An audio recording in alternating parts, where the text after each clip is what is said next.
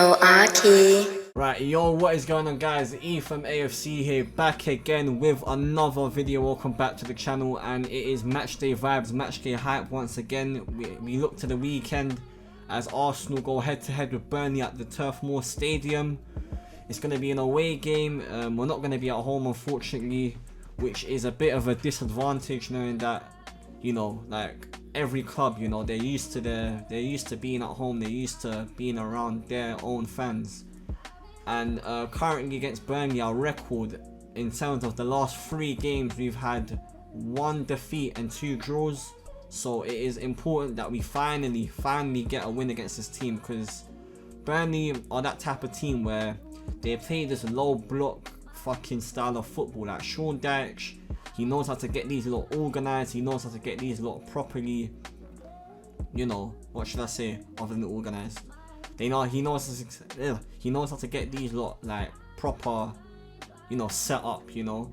And Arsenal, where our setup is low-key developing, our starting 11 is there. We have a set starting 11. It's just down to fitness. It's just down to fitness and maintaining a controlled level of style of play. And yeah, it's going to be a chance for us to finally build some momentum as well after that first win against Norwich.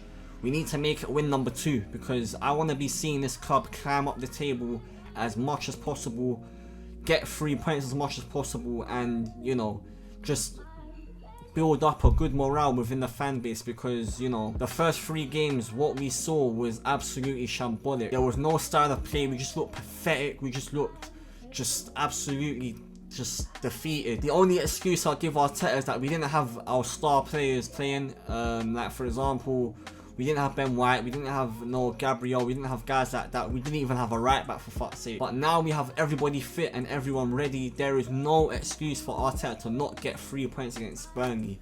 On paper, this is winnable. Come on, this is a winnable game.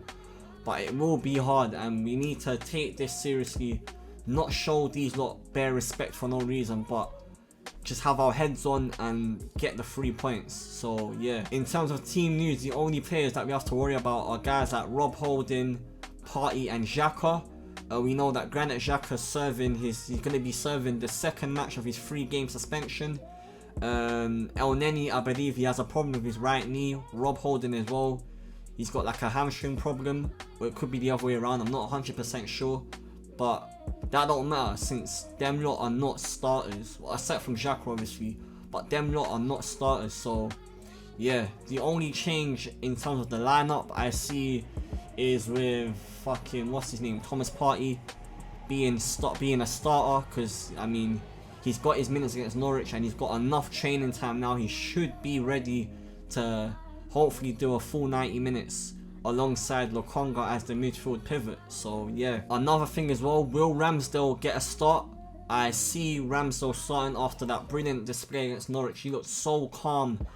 He had a real calming presence in that between the sticks, and I want to be seeing that develop again, since Arteta has aspirations for this guy to be our new number 1. Although I've been hearing contrasting information about this promise that Arteta gave to Leno, that this will just be a 2-game break and he might be back for the North London derby.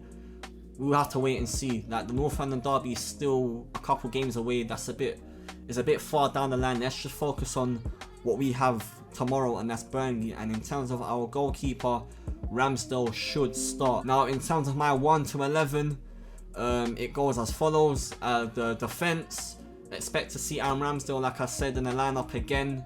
Right back Tomiyasu after his brilliant performance, his brilliant debut against Norwich.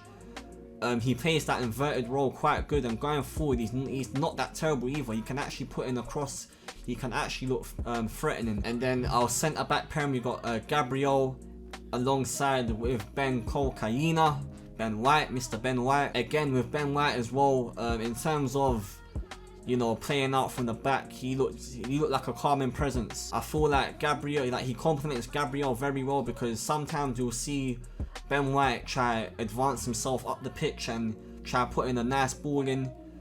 He completed 3 key passes in his last game against Norwich, so that's proof of how much of an effect he is when it comes to, you know, attacking.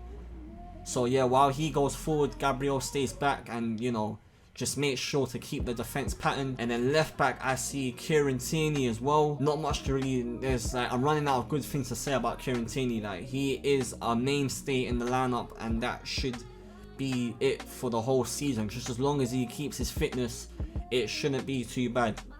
Now, the midfield pivot, you got Lokonga and Partey. Those two need to work together very, very well to make sure the defense, no, not the defense, the attack of Burnley don't, you know, get past us and break us down. They need to act like a fucking shield, especially Partey as well, because Arteta has been saying about how Partey is going to be a very important figure in the team. We all know his ability, we all know how good he is, so it's up to him to just show that ability, show what he can do. And it's against Burnley, like, come on, it shouldn't be a hard task. And then we got number 10, Martin Odegaard, retaining himself in the lineup. And who else? Left wing, what's his name? Smith Rowe, Saka, right wing with Aubameyang up top. That front three there behind Aubameyang, those three players, Odegaard, Smith Rowe and Saka, them man there, they have an important job to make sure that Aubameyang gets the service he needs. Those are our three most creative players as well, so it shouldn't be hard, and there should be no excuses for Aubameyang to be wasting chances, because even against Norwich, he could have at least got a brace in that game, but he only got the one goal. I want to be seeing the old Aubameyang, you know, the 30 goal season Aubameyang. I don't want to be seeing what we saw last season with Aubameyang, where he was just not really up to the paces like that. So yeah, that's the lineup in full. That's my prediction in full. Score prediction, I want to see us keep a clean sheet, so I'm gonna say 2-0 to the Arsenal. We're gonna finally get a win against Burnley for the first time in 3 games and climb up, and we can possibly climb up to, we should check the Premier League table.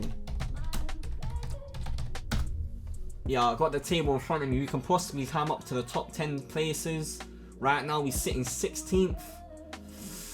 Not a good look. Not a good look at all. We're Arsenal Football Club. We're meant to be a big club. So let's act like a big club and sweep away teams like Burnley. Because if we don't, then there's a lot of pressure on Arteta. As we all know, he's got 5 games to basically redeem his job. The first game was against Norwich. He got the 1-0 win. Now let's make it a second win against Burnley. I am probably going to end the video here. Make sure to like and subscribe. In my last video, we were on 463 subscribers. We are now at 400. I keep on saying 300. We are now at 464. The aim by like the end of, I don't even know, like next month, is to get to 470 and climb towards that 500 subscriber mark. And yeah, march on forward, up the Arsenal, of course. And yeah, I'll see you lots in the next video.